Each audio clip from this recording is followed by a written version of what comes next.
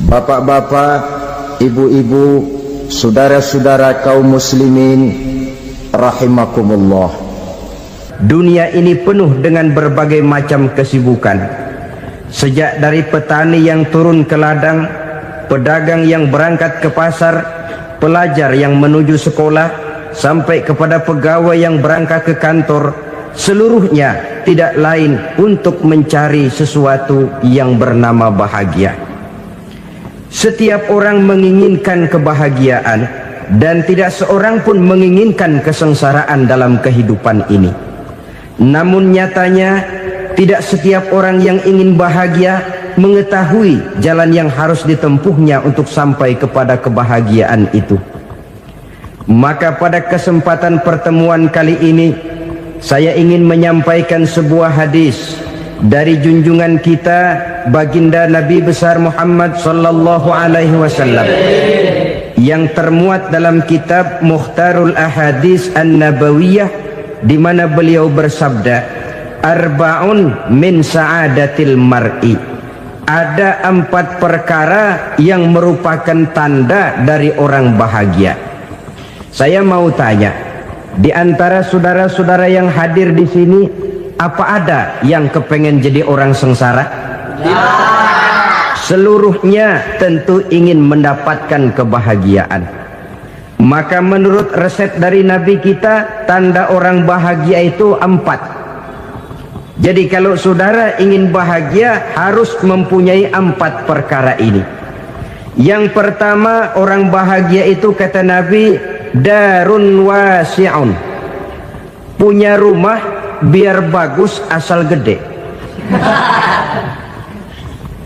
Enak ngaturnya, daripada sudah punya rumah kecil adanya di pinggir kali, gubuk, kalau hujan bocor, miring lagi, kiamat. Loh, kalau gitu Islam materialis dong. Hadis ini boleh diartikan dengan makna hakiki, arti yang sebenarnya, boleh diartikan dengan makna majazi, arti kiasan. Kalau dia diartikan dengan arti kias, maka yang dimaksud darun wasi'un ay qalbun wasi'un. Rumah yang luas tidak lain daripada hati yang lapang. Karena di situ kunci kebahagiaan yang sebenarnya. Walaupun kita cuma tinggal di petak berukuran 2 kali 3 meter, kalau hati kita luas-luas rasanya rumah itu. Tapi biar rumah kita halamannya saja puluhan ribu hektar, ada kolam renangnya, kamar tidurnya tidak lagi terhitung. Kalau hati yang menempati rumah itu sempit, maka akan terasa sempit jugalah rumah itu. Tempat bergantungnya tidak lain adalah hati. Marilah kita mencoba melihat berbagai pandangan orang tentang bahagia ini. Ada orang menyangka bahwa bahagia itu kalau dia mendapatkan harta yang sebanyak-banyaknya. Siapa yang banyak harta, dialah raja. Apa yang dia mau, seluruhnya bisa dibeli. Keamanannya, dia bisa menyewa petugas. Seluruh fasilitas untuk menyenangkan kehidupannya bisa dibeli. Pendeknya, hartalah segala-galanya dalam kehidupan. Sampai ada pepatah mengatakan, innad darahima fil amakini kulliha taksur rijala mahabatan wa jalala. Sesungguhnya harta, dinar, dirham, uang di mana-mana selalu bikin hebat orang yang memilikinya. Coba lihat, orang yang punya duit sama yang enggak punya duit, jangan gaya hidupnya, gaya jalannya aja lain. Wahia lisanun liman arada fasahatan, wahia silahun liman arada qitala. Uang adalah senjata yang paling ampuh bagi orang yang mau pergi perang, dan lidah yang paling fasih bagi orang yang mau bicara. Kalau bicara dengan lidah macet, cobalah bicara dengan harta, lancar. Sampai ada pepatah demikian, segalanya bisa diatur dengan harta. Maka di kalangan orang yang berpandangan semacam itu, seluruh kegiatan hidupnya hanya terfokus kepada bagaimana mengumpulkan harta yang sebanyak-banyaknya. tidak peduli halal haram, tidak kenal sore pagi siang dan malam, tidak sempat sujud, jauh dari agama, jauh dari kehidupan yang bersifat ruhaniyah, jauh dari Allah dan sebagainya, sampai dalam Al-Quran dikelompokkan dalam kelompok yang dinamakan lumazah. Allazi jama'a malahu wa 'addadah yahsabu anna malahu akhladah. Mereka mengumpul-ngumpulkan harta sebanyak-banyaknya dan menyangka bahwa harta yang banyak itu dapat mengekalkan hidupnya, mengekalkan kekayaannya, mengekalkan kebahagiaannya. Saudara hadirin yang berbahagia, kalau pandangan hidup ini benar, artinya kalau harta memang merupakan satu-satunya hal yang dapat membuat orang bahagia, tentu di rumah mewah tidak akan pernah ada tangis derita. Tentu di satu tempat di mana fasilitas hidup serba menunjang tidak ada yang namanya penderitaan. Tapi suka dan duka, sedih dan gembira, senyum dan tawa adalah milik setiap orang, baik dia punya harta maupun dia tidak punya harta. Nyatalah bahwa harta semata-mata bukan merupakan jaminan bahwa orang akan bahagia, walaupun tanpa harta orang sulit untuk bahagia. Saya mau cerita, ada orang super kaya, namanya Aristotle Onassis, raja tanker Yunani. Dia punya kapal tanker saja konon sampai 11 banyaknya. Punya perusahaan penerbangan yang disebut Olympic Airlines, punya hotel di berbagai kota besar di dunia ini, sejak dari New York, London, Paris, Rome dan sebagainya. Bahkan punya pulau yang dia namakan Pulau Scorpio. Ini kan namanya sudah kaya nggak tanggung-tanggung, punya pulau. Nah, dia punya 2 orang anak, yang satu laki-laki namanya Alexander, yang satu perempuan namanya Maria Onassis. Seluruh harapannya tertumpah kepada anak lakinya Alexander ini, yang akan meneruskan usahanya, meneruskan kekayaannya, meneruskan dinastinya. Apa yang terjadi? Ternyata anak yang dia harapkan yang bernama Alexander ini mati muda dalam kecelakaan pada waktu dia olahraga. Apa olahraganya? Namanya olahraga anak orang kaya, golongan jet set. Olahraganya olahraga pesawat terbang. Jatuh, ya nggak kapungut, habis mati. Tinggal satu anak perempuannya, Maria Onassis. Tapi anak perempuan ini juga malah urakan. Terakhir dia pacaran, bahkan kemudian kawin sama orang Rusia. Rupanya Aristotle Onassis ini broken. Kekayaannya yang berlimpah ruah, perusahaannya yang begitu banyak, siapa yang akan meneruskan? Siapa yang akan menggantikan? Sampai kemudian dia mengurung diri di Pulau Scorpio dan mati di sana secara mengenaskan. Seorang multijutawan, seorang yang super kaya, mati menyendiri di pulau sepi. Ibarat kata pepatah, anak ayam mati di lumbung. Bukan kekurangan makanan, keurugan makanan. Begitu kehidupan Aristotle Onassis. Dan banyak orang-orang yang sudah demikian kaya sampai dibingungkan oleh kekayaannya sendiri. Telusurilah kehidupan David Rockefeller misalnya, Henry Ford misalnya, Adnan Khashoggi misalnya. Multi jutawan yang kadang-kadang dibuat keder oleh kekayaannya sendiri. Pantas ketika Imam Ali ditawarkan orang, "Ya Ali, kalau kepadamu disuruh pilih ilmu atau harta, kau pilih mana?" Ya jelas pilih ilmu dong. Kenapa? Pertama, ilmu kalau kita berikan kepada orang lain tambah.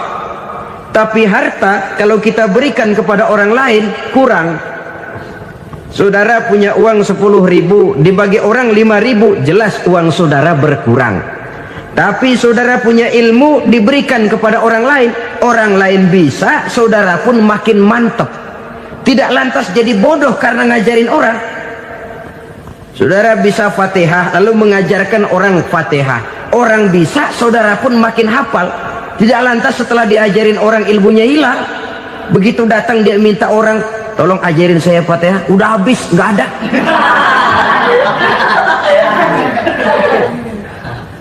Yang kedua kata Imam Ali, ilmu menjaga kita. Kalau harta, kita yang harus jaga. Makin banyak ilmu, makin terpelihara diri seharusnya. Tetapi makin banyak harta, makin bingung kita jaganya. Sampai kadang-kadang kalau perlu seluruh keliling rumah dipasangi alarm. Belum cukup disewakan anjing besar-besar, pasang di depan pintu, awas anjing galak. Masih belum cukup juga, cari centeng tukang-tukang kepruk jaga rumah. Masih terasa belum aman, padahal rumahnya dikelilingi tembok besar. Di balik tembok ada pintu-pintunya tebal. Di balik pintu itu terbuka masuk kamar, kamar pun ada pintunya, pintunya pun kuat.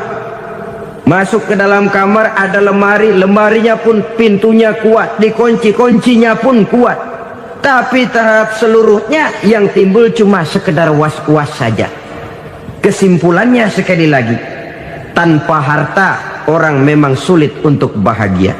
Tapi harta semata-mata tidak merupakan jaminan orang akan bahagia. Dengan hati yang luas, itu modal utama untuk mencapai kebahagiaan hidup. Orang yang hatinya luas, saudara-saudara, punya hati yang lapang, melihat kenyataan hidup ini, dia bersyukur senantiasa kepada Allah. Lantas tidak timbul hasud dan iri hatinya. Oleh karena itu jiwanya selalu lapang. Kalau tidak, cupik hati namanya, dangkal pandangan, tidak senang melihat orang lain dapat nikmat, dan itu sering dijadikan contoh. Kalau orang yang lapang dada, dia lihat tetangganya beli TV baru, dia berkata, alhamdulillah ya, tetangga kita beli TV, mudah-mudahan kita bisa ikut nonton. Lapang dadanya. Tapi orang yang sempit hati, lihat tetangga beli televisi, meriang. Enggak diapa-apain, meriang. Besoknya dengar tetangga beli motor, makin sakit, ke rumah sakit. Lalu di rumah sakit dengar tetangganya beli mobil, mati. Disiksa oleh perasaannya sendiri. Orang kalau hati sudah sempit dalam hidup, kemanapun dia pergi, sempit rasanya medan kehidupannya. Kemudian kita melihat juga ada orang yang menilai bahwa bahagia itu katanya kalau punya kedudukan yang tinggi, pangkat yang agung, wibawa yang besar. Mungkin betul, tapi mungkin juga tidak. Bergantung kepada hati orang yang punya pangkat itu. Sama dengan harta tadi. Harta akan membawa bahagia kalau dia jatuh ke tangan orang yang berhati lapang. Tapi harta akan jadi bencana kalau jatuh ke tangan hati orang yang sempit. Pangkat akan membawa bahaya kalau jatuh di tangan hati orang yang sempit. Lebih dari itu, kenyataan mengajarkan kepada kita bahwa ternyata pangkat dan jabatan tidak selamanya memberikan kebahagiaan dalam kehidupan. Bahkan resikonya kelewat besar. Beberapa bukti kita bisa ambil dari para pemimpin dunia yang menjadi korban lantaran pangkat dan jabatan yang disandangnya. Saudara ingat Presiden Abraham Lincoln dan John Kennedy dari Amerika? Dibunuh orang. Park Chung-hee dari Korea Selatan, Ziaur Rahman dari Bangladesh, Anwar Sadat dari Mesir, terakhir Indira Gandhi dari India, menjadi korban dari pangkat dan jabatan yang disandangnya dari orang-orang yang tidak senang dia memegang jabatan itu. Dia akan mudah mengundang bencana. Sehingga pantas kalau seorang presiden terkemuka Amerika, Harry Truman namanya, dia mengatakan jabatan presiden itu, kata dia, seperti orang nunggang macan, naik macan. Harus kita taiki, kalau enggak dia bakal nerekam kita, ngeri katanya. Adapun orang yang hatinya lapang, Kalau dia menerima pangkat dan jabatan, dianggapnya itu satu kesempatan untuk berbuat baik. Tapi orang yang berhati sempit, menerima pangkat dan jabatan, bukan kadang-kadang menerima, malah berusaha setengah mati mencapai dengan segala cara. Kalau perlu jilat atas, jilat atas. Jadi golongan sumuhun dawu. Jadi kelompok kulon nuwun, yes sir, yang kerjanya cuma oke bos. Kalau perlu jilat atas, jilat atas. Kalau perlu injak yang bawah, injak yang bawah. Perlu sikut kiri kanan, sikut kiri kanan. Yang penting pangkat dapat, jabatan dapat. Orang yang semacam ini, kalau sudah mempunyai pangkat dan jabatan, biasanya dia tidak menganggap itu sebagai amanah, tidak menganggap sebagai kesempatan berbuat baik, tapi malah kesempatan untuk memperturutkan hawa nafsunya yang dilatar belakangi oleh kesempitan hatinya tadi. Apalagi kalau orang memperoleh pangkat karena banyak mengeluarkan uang, seakan-akan pangkat dan jabatan itu sekarang macam proyek pakai tender. Siapa yang berani bayar segini naik, nggak berani minggir. Padahal logikanya, kalau orang mencapai satu jabatan karena banyak mengeluarkan uang, hampir bisa dipastikan bahwa setelah jabatan itu dia pegang, langkah pertama yang akan dilakukannya ialah berusaha bagaimana uang yang dia keluarkan supaya kembali. Ya paling kurang pulang modal dulu dong. Soal mikirin rakyat soal nanti, tapi ini modal harus pulang. Itu celakanya kalau orang memperoleh pangkat dan jabatan cuma karena banyak mengeluarkan uang. Jarang orang yang mempunyai keyakinan dan pandangan bahwa pangkat dan jabatan merupakan amanah. Jadi sekali lagi, pangkat dan jabatan mungkin saja membawa kebahagiaan kalau jatuh ke tangan orang yang berhati lapang. Tapi bisa jadi bencana kalau dia jatuh ke tangan orang yang mempunyai hati yang sempit. Dan lagi-lagi stresnya hati yang lapang.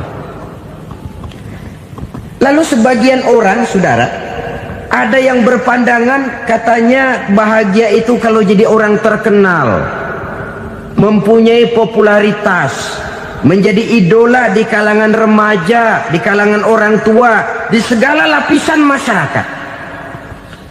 Padahal makin populer orang, makin terikat dia.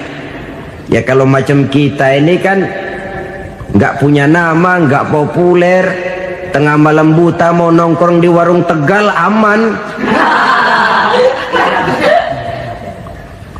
Tapi pangkat, jabatan, kedudukan, popularitas menyebabkan kita diikat dengan berbagai macam peraturan. Cuma mandi sama ke WC saja yang nggak dikawal.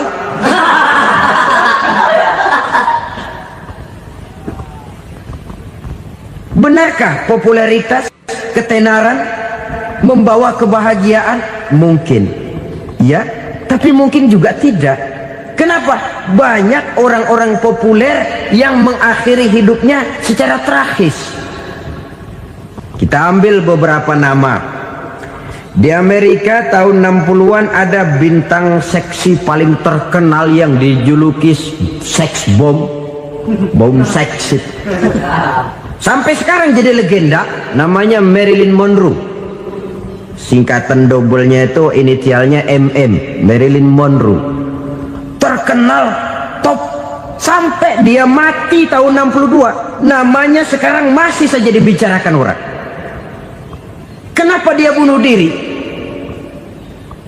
Tidak punya hartakah dia? Banyak. Kurang populerkah dia? Seluruh dunia mengenalnya. Sejak rakyat kecil sampai pejabat tinggi dia punya hubungan. Kenapa? Jenuh. Dia terlahir dalam keadaan yatim. Setelah itu tidak lama dia berangkat remaja, ibunya meninggal. Pindah dari wanita asuh ke wanita asuh sampai 12 orang ibu angkatnya. Dan kekecewaan yang paling parah, setiap laki-laki yang dekat dengannya hanya seperti kapal berlabuh. datang dan pergi silih berganti, padahal dia merindukan seseorang yang bisa melindungi hidupnya. Dia rindukan itu dan dia tidak pernah menemukan. Itu yang akhirnya menyebabkan dia minum pil tidur kelewat dosis, minum obat tidur kebanyakan, ya tidur terus sampai sekarang.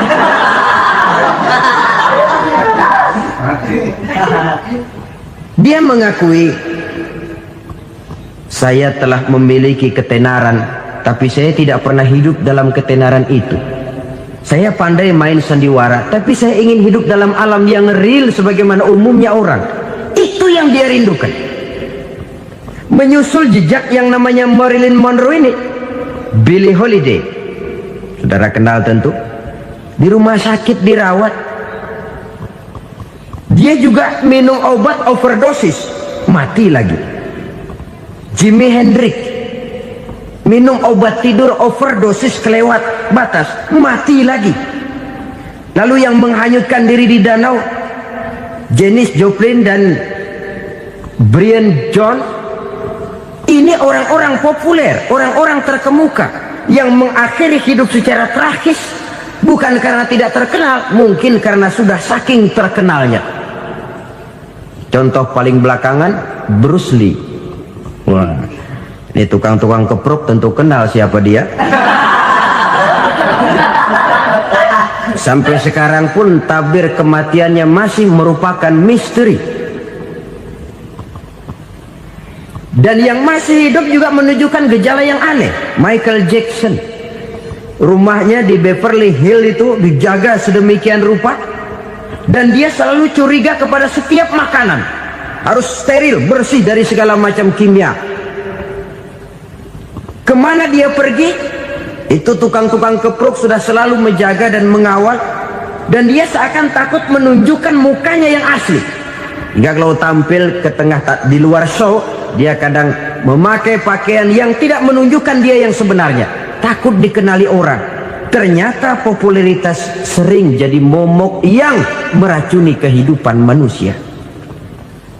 Oleh karena itu, benarlah junjungan kita pada saat beliau mengajarkan orang akan bahagia kalau dia mempunyai hati yang lapang.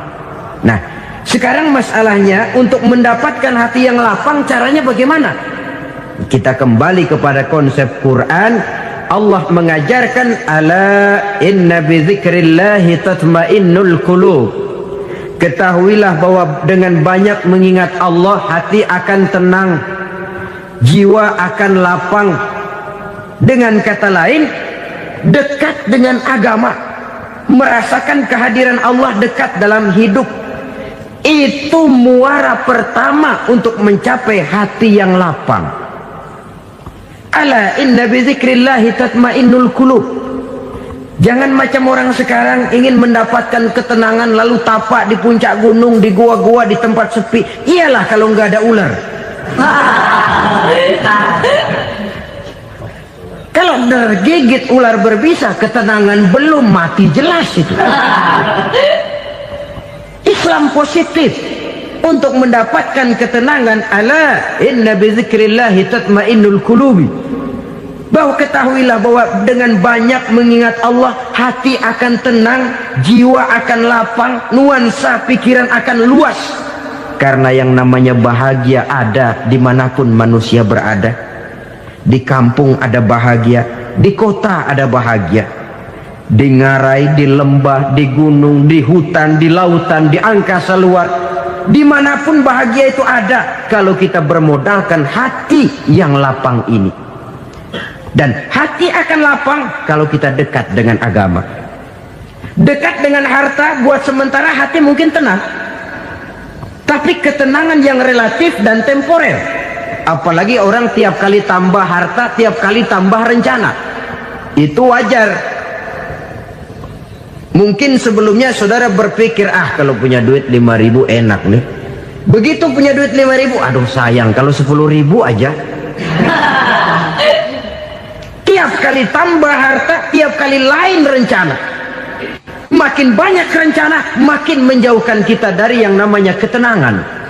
Padahal ketenangan merupakan unsur utama untuk mencapai bahagia. dan ketenangan itu bermuara dalam hati manusia. Tengoklah kehidupan ini. Orang yang banyak harta dengan orang miskin, berbedakah rasa sakit yang mereka tanggungkan? Rasanya tidak.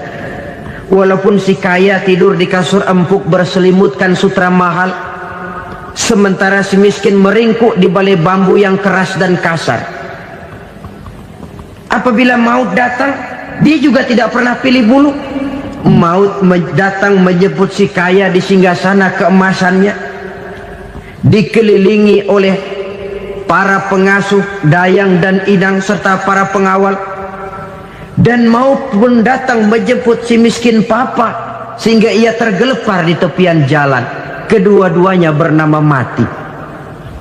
Kalau nyata bahwa sakit yang ditanggung si kaya tidak beda dengan sakit yang ditanggung si miskin, bukan harta semata yang membuat orang bahagia. Hati yang tenang, jiwa yang lapang penuh kedamaian karena banyak berzikir dan mengingat Allah, itu merupakan modal utama untuk mencapai sesuatu yang bernama bahagia.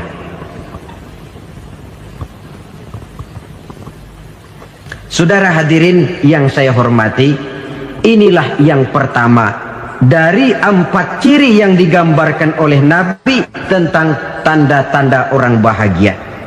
Dan harus berangkat dari yang pertama ini, hati yang lapang.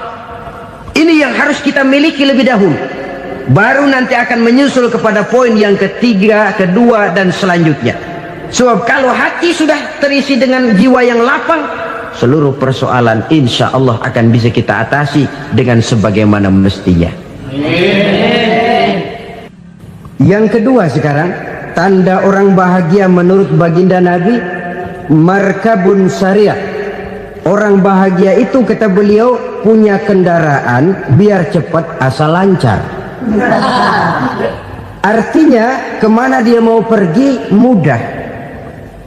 Apa maksud hadis ini? Kalau kita kaji lebih dalam, kendaraan itu kan alat transportasi. Transportasi tidak lain adalah usaha memudahkan komunikasi.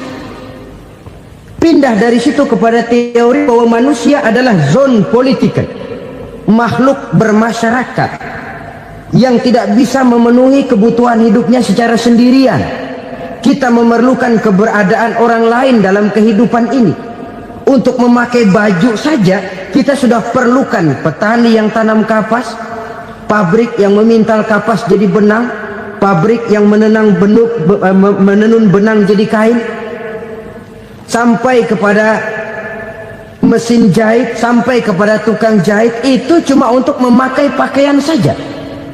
Tidak seorang pun di antara kita yang sanggup memenuhi kebutuhan hidupnya secara sendiri. Kita perlu orang lain.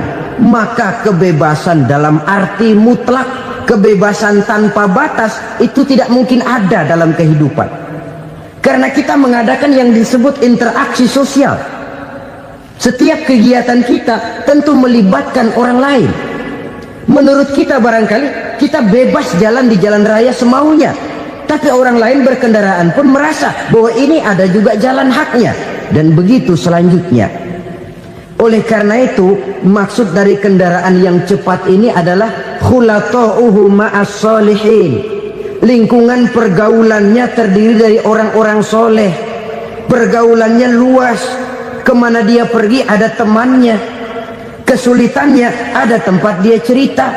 Dan kesulitan kalau sudah diceritakan kepada orang lain, taruh kata orang itu tidak bisa menolong, namun menceritakannya kepada orang yang kita percayai, kan paling kurang sudah mengurangi beban jiwa, mengurangi tanggungan batin, merasa masih ada tempat kita cerita. Maka lebih baik orang awam yang mau bergaul ketimbang orang setengah alim tapi ngunci pintu. Sebab nantinya akan timbul sikap picik, cupik pandangan, dan tidak luas menghadapi kenyataan dalam kehidupan ini. Namun yang harus kita garis bawahi, pergaulan memang mesti luas. Namun jangan sekali-kali lupa bahwa pergaulan sangat besar pengaruhnya dalam ikut membentuk kepribadian manusia. Sehari-hari bisa kita bilang Kalau kita dekat sama tukang minyak wangi, sekalipun nggak dibagi minyaknya, baunya tentu dapat. Betul? Tapi dekat sama tukang elas, walaupun nggak kena apinya, asapnya mesti kena. Kalau Syauqi mengatakan lebih jelas lagi, man asyaral asyrafa asya musyarrafan wa muasyiral anzali ghairu musyarrafin. Awalam taral jildal hakira muqabbalan bisagri lamma sara jildal mushaf. Siapa yang bergaul dengan orang mulia, dia bakal ikut menjadi mulia. Tapi siapa yang berteman dengan orang hina, dia tidak bakal ikut menjadi mulia. Tidakkah kau lihat, kata Syauqi, kulit kambing yang hina pun dicium orang ketika menjadi kantong Quran. Kulit kambing hina, kalau dia sendirian gak ada yang mau cium. Tapi begitu dia bergaul dengan Quran, menjadi kantong Quran, dipakein minyak wangi, ditaruh di tempat yang tinggi, mau diambil dicium dulu, dibawa dengan penuh hormat dan hati-hati. Kulit kambing yang hina lantaran berteman dengan Quran, numpang mujur. Tapi coba lihat kalau kulit kambing berteman dengan kayu, jadi beduk, habis. Zohor dikemplang, asar dipukul. Itu pun sedikit saja, cuma salah milih teman. Yang temannya Quran dihormati orang, yang temannya kayu lantaran jadi beduk, gelap-gelap subuh orang udah kemplangnya.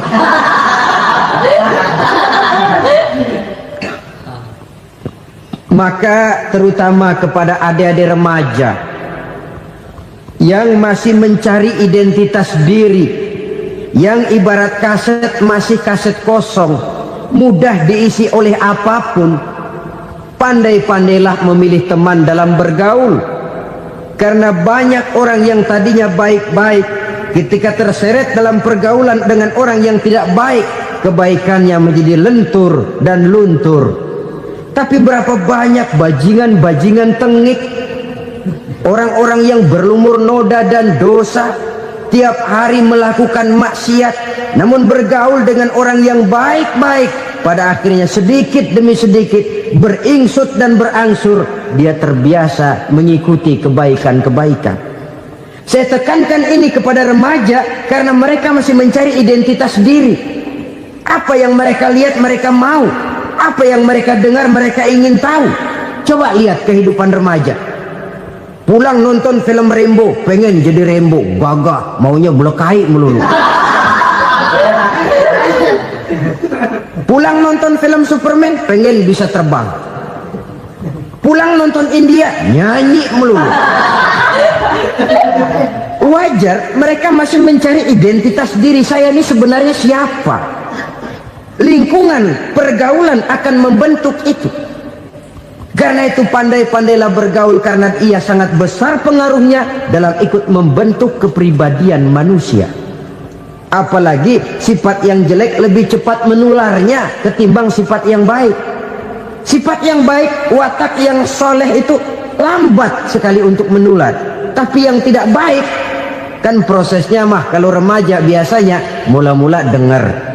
Karena dengar lalu pengen tahu. Karena pengen tahu lalu ngeliatin. Begitu ngeliatin kan pengen nyobain. Setelah nyobain ketagihan. Nah, ini prosesnya. Yang namanya ganja, morfin, narkotik awalnya kan begitu. Mula-mula dengar katanya kalau sudah fly to the sky, sudah melayang ke langit katanya, disitulah puncak kebahagiaan. Mulanya cuma dengar. Karena dengar pengen tahu. Karena pengen tahu lalu ngeliat, kumpul sama orang yang suka ngeganja.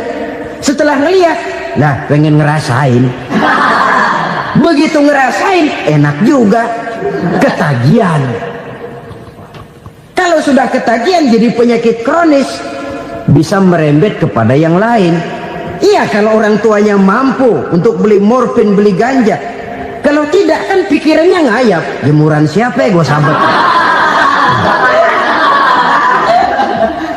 Timbullah perbuatan-perbuatan negatif yang bermula dari salah pergaulan.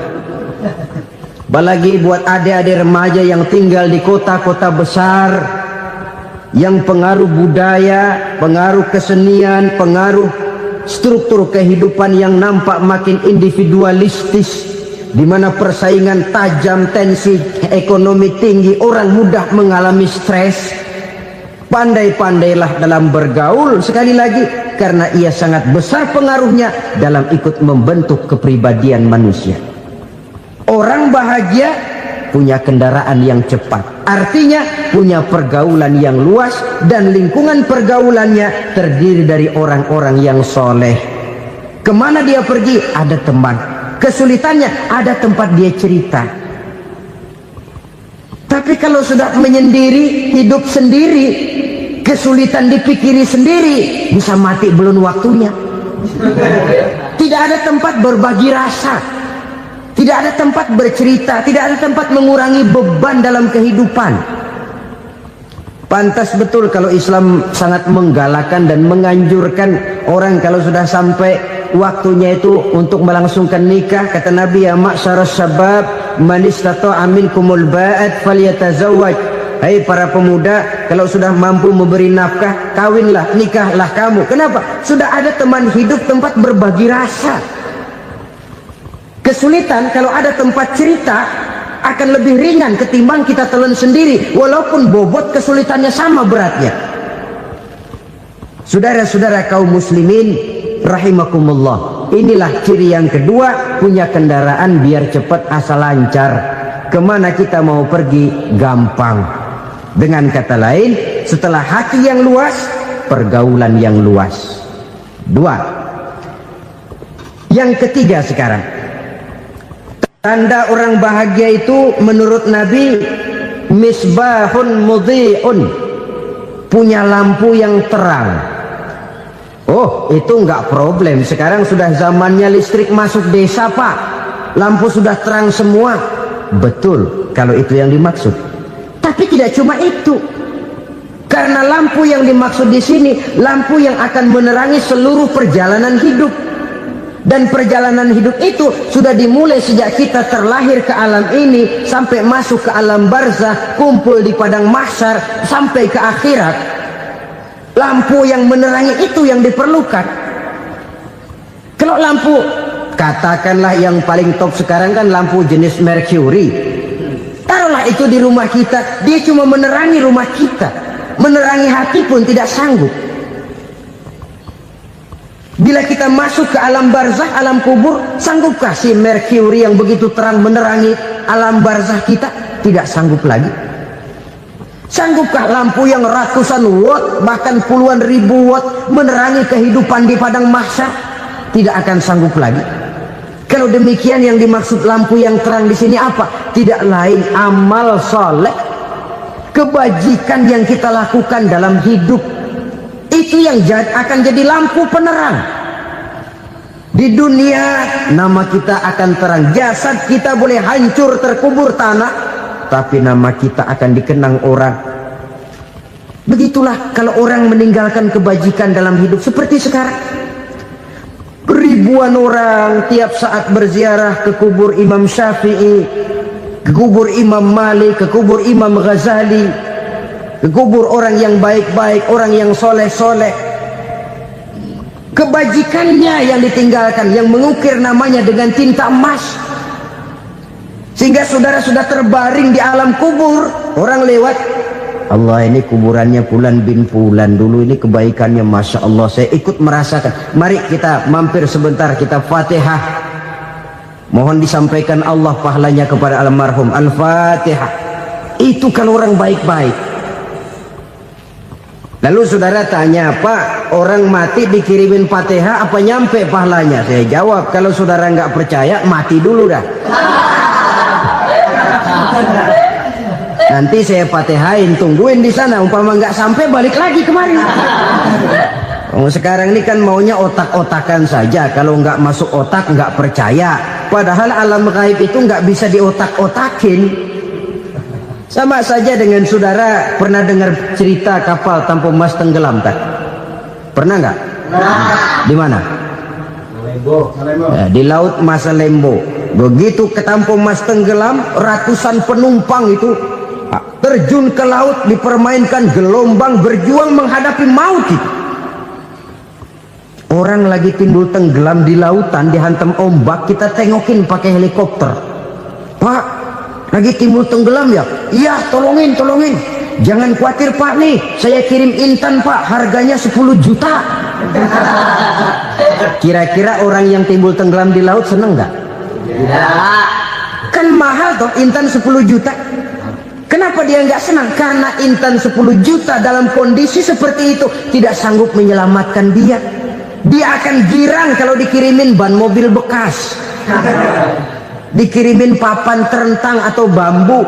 Intan yang 10 juta dia nggak girang, ban mobil bekas yang 1000 perak tuh pegang, itu yang dia girang betul. Inilah sebabnya Nabi berkata, mal mayyitu fi qabrihi illa kal ghariqil mutaghawwis. Orang yang meninggal di alam kuburnya seperti orang timbul tenggelam di lautan. Yantaziru da'watan min ahli, menunggu doa dari keluarganya yang masih hidup. Duh, bapak saya sudah meninggal, saya sayang benar sama dia. Kirimin kulkas ke kuburannya Itu sama saja dengan tadi orang tenggelam di lautan dikirimi intan yang harganya 10 juta, tidak sampai.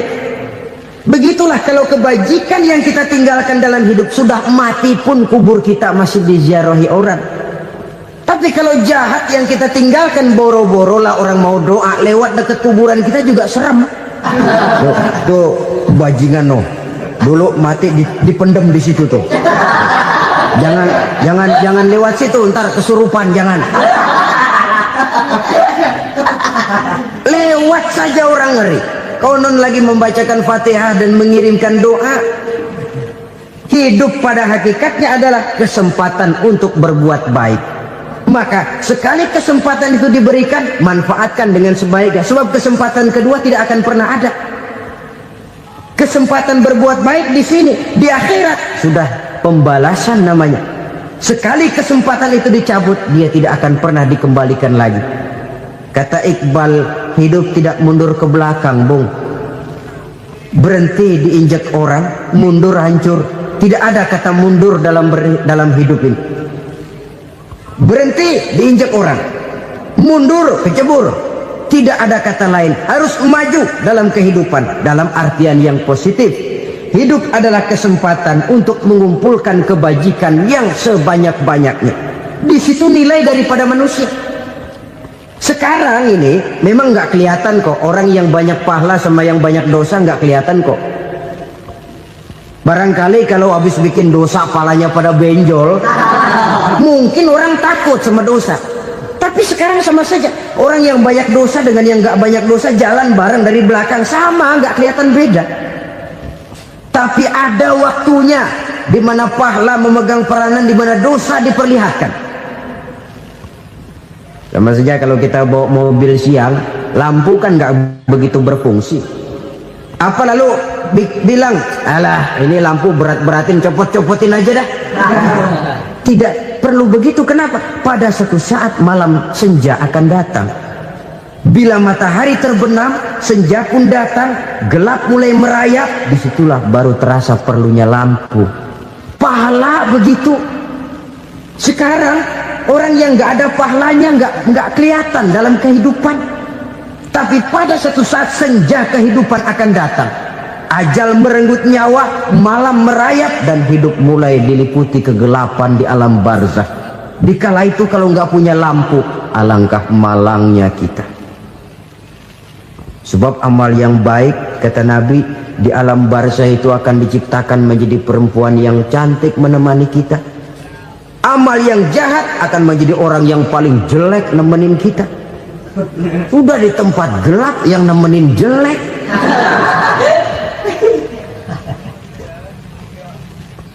Kaum muslimin rahimakumullah. Kalau demikian masalahnya, tergantunglah kita pandai memanfaatkan waktu. Al-waktu kasayf, waktu itu cepat sekali. Yang namanya waktu itu tahu-tahu. Tahu-tahu udah tahun 87. Tahu-tahu udah begitu. Tahu-tahu yang kemarin anak-anak, sekarang udah pada punya anak. Tahu-tahu saja itu. Begitu cepat waktu berlalu. Kalau tidaklah pandai kita memanfaatkannya, akan rugi kita. Nabi bersabda, man kana yaumuhu khairun min amsihi fahuwa rabih. Barang siapa yang hari ini lebih baik daripada hari kemarin, itu orang untung.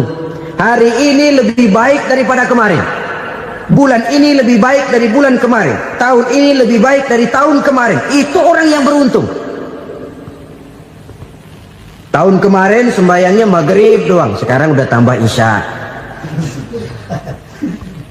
Tahun kemarin cuman Idul Fitri aja ngancem bener, sekarang udah tambah Jumat, lalu tambah lagi maghrib, tambah lagi isya, dan selanjutnya. Hari ini lebih baik daripada kemarin, itu orang yang beruntung. Wa man kana yaumuhu mislu amsihi fahuwa khasir. Lalu barang siapa yang hari ini sama saja dengan hari kemarin, itu orang rugi. Hari ini sama dengan kemarin, rugi itu. Bulan ini begitu, bulan kemarin begitu, tahun ini begitu, tahun lalu juga begitu. Rugi itu orang. Rugi apa? Rugi umur. Umur tambah, amalan gak pernah tambah. Dan saya pikir lebih merupakan azab ketimbang nikmat kalau orang dikasih panjang umur cuma untuk numpuk dosa. Mending mana? Panjang umur banyak dosa sama pendek umur dikit dosa? Mending mana? Mending mana? Ya, paling mending tentu panjang umur banyak pahala. Tapi kalau tidak, sekali lagi, lebih merupakan azab ketimbang nikmat kalau orang diberikan panjang umur tapi cuma untuk sekedar menumpuk dosa. Kehilangan kesadaran bahwa dunia bukan terminal akhir dari satu perjalanan. Dia cuma halte di mana kita berhenti sebentar untuk menuju kepada terminal yang hakiki. Saudara-saudara kaum muslimin rahimakumullah, inilah lampu yang akan menerangi kehidupan, amal yang kita lakukan di dalam kehidupan. Jadi yang dimaksud dengan lampu yang terang, kebajikan yang kita kerjakan dalam hidup. Nah, setiap orang di awal tadi saya bilang ingin bahagia. Bahagia itu kan hakikatnya kumpulan senang dan selamat. Senang, selamat. Apa bedanya? Senang tapi tidak selamat, nggak bahagia. Selamat tapi nggak senang, nggak bahagia orang. Contoh, kalau orang korupsi, duitnya banyak, senang dia, tapi keselamatannya. Ada tentara baris di samping rumahnya udah bingung, padahal tentara latihan. Tentara cuma latihan, dia bingung. Senang, tapi karena keselamatannya tidak terjamin, dia tidak bahagia. Sebaliknya pegawai negeri jujur benar, cuma segaji-gajinya, selamat nggak korupsi tapi melarat, ya nggak bahagia juga, kurang senang. Kesenangan dan keselamatan untuk dunia saja, ya sekali lagi, kalau cuma sekedar untuk dunia saja, bisa dibeli pakai uang, bisa dibeli pakai uang. Saudara ingin selamat, bisa dibeli pakai uang. Saudara ingin senang, bisa dibeli dengan uang. Tapi setelah mati masuk ke alam barzah, habis kekuasaan uang. Nggak bisa lagi beli keselamatan pakai uang, tidak mungkin lagi membeli kesenangan dengan uang. Di situ pahala yang megang peranan. Makin banyak pahala, makin banyak saham untuk membeli kesenangan dan keselamatan, untuk memperoleh yang namanya bahagia. Dan jangan lupa loh, di alam barzah kita nggak sebentar, menunggu datangnya kiamat. Loh iya, kalau kita begitu dikuburin terus kiamat datang, untung. Tapi kalau masih harus 1000, 2000, puluhan ribu tahun yang akan datang, dalam satu penantian yang begitu lama, tanpa saham untuk memperoleh kebahagiaan, satu kemalangan yang tidak ada pernah putus-putusnya.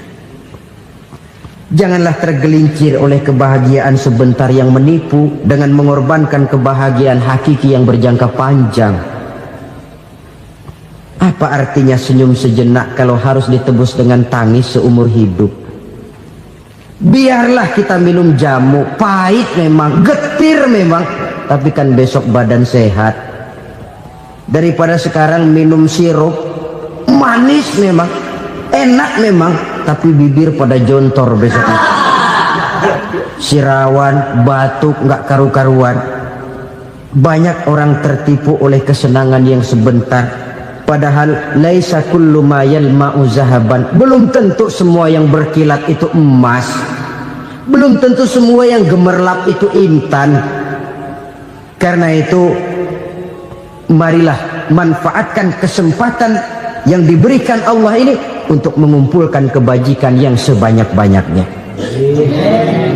Yang terakhir sekarang, yang keempat, tanda orang bahagia kata Nabi. Zaujatun salihah. Orang bahagia itu tanda yang keempat kata Nabi, punya istri biar cakep asal taat. Sudah surga itu sudah. Cakep taat. Istri kayak gitu, kalau belum mati jangan dikuburin dulu. Sudah cakep taat lagi, tapi kadang-kadang enggak, udah jelek ngadat melulu. Apa yang mau dipilih? Sebab itu Quran mengatakan istri pakaian untuk suami, suami pakaian untuk istri. Kenapa suami istri diibaratkan pakaian? Alangkah tingginya gaya bahasa Quran ini. Suami istri teman hidup, hidup perjalanan panjang. Sejak kita dalam rahim sudah ada hidup kan di sini.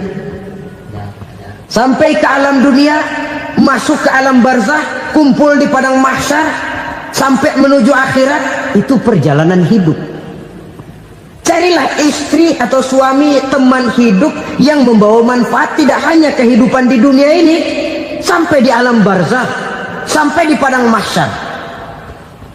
Suaminya mungkin meninggal lebih dulu, atau istrinya mungkin meninggal lebih dulu, tapi suami atau istri yang masih hidup berbuat kebajikan. Suami saya meninggal, ada hartanya, saya sedekahkan, niat pahala untuk almarhum suami saya. Ini teman hidup, tidak dibatasi dan tidak bisa dipisahkan oleh maut sekalipun. Zohirnya mungkin pisah, badannya mungkin pisah, tapi hatinya, jiwanya, kebersamaannya dalam menghadapi kehidupan. Karena itu saudara-saudara, bahasa Quran indah. Suami istri diibaratkan seperti pakaian. Apa fungsi pakaian? Pertama, pakaian jadi kebanggaan. Artinya suami harus menjadi kebanggaan istri, istri harus jadi kebanggaan suami. Yang kedua, pakaian itu kan fungsinya menutup aurat. Artinya sesama suami istri harus saling menjaga kekurangan masing-masing. Jangan malah sesama suami istri saling membongkar rahasia dan aibnya sendiri-sendiri. Istrinya diceritain jeleknya di mana-mana, atau suaminya dibongkar rahasianya di pasar umum. Itu sudah tidak lagi berfungsi sebagai pakaian. Kenapa semua ini diperlukan? Karena kita menyadari bangsa yang baik terdiri dari masyarakat yang baik. Masyarakat yang baik merupakan susunan dari warga yang baik. Warga yang baik adalah terdiri dari rumah tangga yang baik. Dan rumah tangga yang baik merupakan susunan dari pribadi yang baik. Dari situ langkah dimulai. Membangun satu bangsa yang baik diawali dengan membangun rumah tangga yang baik, dengan menciptakan pribadi-pribadi yang baik. Sehingga dari sini diharapkan berkembanglah nilai-nilai kebaikan. Orang akan bahagia mempunyai istri yang soleh. Kenapa? Tidak ada seorang suami bisa sukses jadi apapun dia, apapun profesinya. Dokterkah, kiaikah, mubalikah, petanikah, pengusahakah, pejabat tinggikah, tidak ada seorang suami yang bisa sukses tanpa peran serta istrinya. Walaupun memang peranan itu tidak begitu kelihatan, tapi sangat menentukan. Karena itu, saudara hadirin yang saya hormati, Islam sangat menghargai kaum wanita, memberikan kedudukan yang tinggi sepanjang tidak mematikan kodrat kewanitaannya. Nah, kalau sudah kesuksesan ini diawali dari rumah tangga, karier di masyarakat mudah untuk dikejar. Tapi keberantakan di rumah tangga merupakan kegagalan pertama di tempat lain. Nah, inilah saja yang dapat Al-Fakir sampaikan pada pertemuan kali ini. selalu berusaha menyimpan sesuatu yang bisa membawa manfaat, baik untuk dirinya, untuk anak cucunya, maupun untuk keluarganya, untuk masa kini dan masa depannya. Kadang simpanan itu berbentuk uang, kadang berupa tanah, lain saat berbentuk pabrik, dan lain sebagainya. Sementara masa depan yang paling pasti adalah akhirat. Jika untuk masa depan dunia kita rela memeras keringat, membanting tulang, pergi pagi dan pulang petang, menyimpan uang, menyimpan tanah, menyimpan pabrik, pernahkah kita merenung jika satu saat kiamat datang, kita dibangkitkan dari kubur masing-masing, berdiri di padang mahsyar untuk mempertanggungjawabkan seluruh kegiatan hidup kita di dunia ini, lalu kita akan menuju ke alam akhirat. Sudahkah kita mempunyai simpanan untuk akhirat kita? Pada pertemuan kali ini saya ingin menyampaikan sebuah hadis di mana Rasulullah sallallahu alaihi wasallam bersabda, "Arba'un min kanzil jannah." Simpanan sorga ada 4 macam. Yang pertama, ikhfa'us sadaqah, menyembunyikan sedekah. Saudara-saudara kaum muslimin, sebagaimana yang kita maklum bahwa Allah Subhanahu wa taala melebihkan sebagian rezeki dari kita terhadap yang lain. Ada yang kaya, ada yang setengah kaya, ada yang miskin, ada yang setengah miskin, dan selanjutnya. Ada yang gajinya kecil tapi penghasilannya gede. Ada yang penghasilannya gede tapi nggak punya gaji. Ada juga yang memang gajinya gede dan penghasilannya gede. Kelebihan rezeki merupakan sunnatullah dan tidak harus membuat kita merasa lebih dari yang lain. Bahkan sebaliknya, kelebihan itu harus membuat kita ringan tangan untuk menolong mereka yang memang memerlukan pertolongan. Kalau saudara diberikan ilmu, maka pertanyaan akhirat cuma satu: ilmumu kau amalkan untuk apa?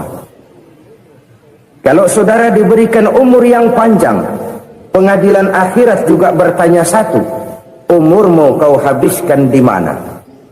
Tapi kalau saudara diberikan harta, pengadilan akhirat akan bertanya 2: hartamu kau dapat dari mana? Kau belanjakan kemana? Dari mananya ditanya, dan kemananya juga ditanya. Oleh karena kita akan dimintakan pertanggungan jawab, maka amanah yang bernama harta ini harus kita gunakan dengan sebaik-baiknya. Ada penggunaan yang merupakan kewajiban, itu zakat namanya. Ada penggunaan yang sewaktu-waktu, itu infak namanya. Ada yang lebih sewaktu-waktu lagi, dan itu sedekah namanya. Zakat dia terikat oleh haul dan nisab, oleh putaran batas waktu dan ukuran dari harta itu sendiri. Sedangkan infak terikat oleh situasi dan kondisi perekonomian seseorang. Sedangkan sedekah tidak terikat dengan apapun. Dalam kondisi seperti apapun kita bisa melakukan sedekah dengan yang terkecil sekalipun. Sampai-sampai Rasulullah sallallahu alaihi wasallam mengajarkan, la tahqiranna minal ma'rufi syai'an walau an talqa akhaka biwajhin talik. Atau ada hadis, tabassumuka fi wajhi akhika laka shadaqah. Senyumanmu kepada temanmu adalah sedekah. Jadi untuk melakukan sedekah tidak harus dalam berbentuk uang. Dengan ilmu kita bisa sedekah, dengan tenaga kita bisa bersedekah, dengan pikiran kita bisa bersedekah, bahkan senyum kepada teman itu pun sedekah. Jadi kalau sedekah dengan uang memang belum punya uang, nyengir aja banyakin. Itu asal pada tempatnya, jangan lalu ketemu tiang listrik cengengesan. Tentu tidak pada tempatnya dan tidak wajar. Nah, sedekah yang paling dicintai Allah adalah sedekah yang disembunyikan. Artinya, jauh dari sifat riya. Kan kadang-kadang ada orang sedekah itu disebutkan namanya, apa tidak bagus? Kalau memang niatnya ikhlas, ya bagus-bagus saja untuk memberikan sugesti kepada yang lain. Si Fulan bin Fulan nyumbang sekian, diumumkan. Boleh kalau niatnya untuk memberikan rangsangan kepada yang lain supaya dia menyumbang lebih besar dari orang tadi. Tapi kalau itu mendatangkan riya, maka sedekah yang paling dicintai Allah adalah sedekah yang disembunyikan. Tangan kiri saja tidak tahu apa yang diberikan oleh tangan kanan. Sedekah yang dilakukan dengan ikhlas akan merupakan perbendaharaan surga, tersembunyi dari pandangan orang lain, tidak seorang pun tahu. Karena memang sikap yang baik adalah melupakan kebaikan dan mengingat kesalahan. Itu salah satu ciri orang bahagia. Orang yang selalu mengingat kesalahannya dan berusaha melupakan segala kebaikannya.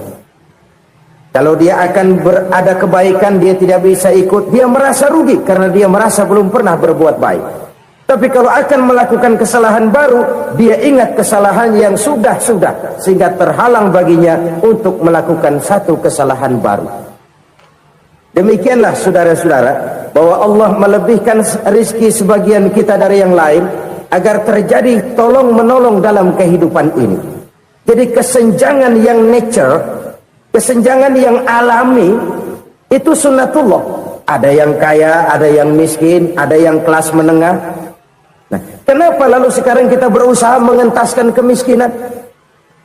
Oleh karena adanya kesenjangan struktural. Kalau yang kaya bisa semakin kaya, kenapa yang miskin tidak bisa naik jadi ikut sedikit kaya? Sebab pada dasarnya Islam adalah agama yang sejak turunnya sudah berupaya memerangi kemiskinan. Bahkan dikatakan kemiskinan itu mendekatkan kepada kekufuran. Orang kalau miskin udah dekat banget sama kafir. Gampang menjadi kafir. Berapa banyak saudara-saudara kita yang oleh karena soal perut, oleh karena soal materi, terpaksa meninggalkan dan menanggalkan akidahnya, menjual petunjuk yang diberikan Allah dengan kesenangan dunia yang cuma sebentar ini. Na'udzubillah summa na'udzubillah. Jadi makin kita sembunyikan satu sedekah, semakin banyak perbendaharaan kita di surga. Sedekah yang paling dicintai Allah adalah sedekah yang disembunyikan. Malahan ada seorang sufi, dia punya kebiasaan kalau pergi sholat Jumat dia bawa uang, itu uang dia taruh di bawah tikar masjid. Dia niat sedekah kepada siapa saja yang nemuin itu duit. Maksudnya apa? Supaya yang nemuin nggak tahu siapa yang punya duit itu. Demikian dia saking ingin menyembunyikan sedekahnya. Karena sifat riya itu bisa memakan amal kita sendiri. Riya itu termasuk menyebut-nyebut kebaikan kita. Orang yang suka nepuk dada, sedikit-sedikit ngitungnya kalau nggak gua.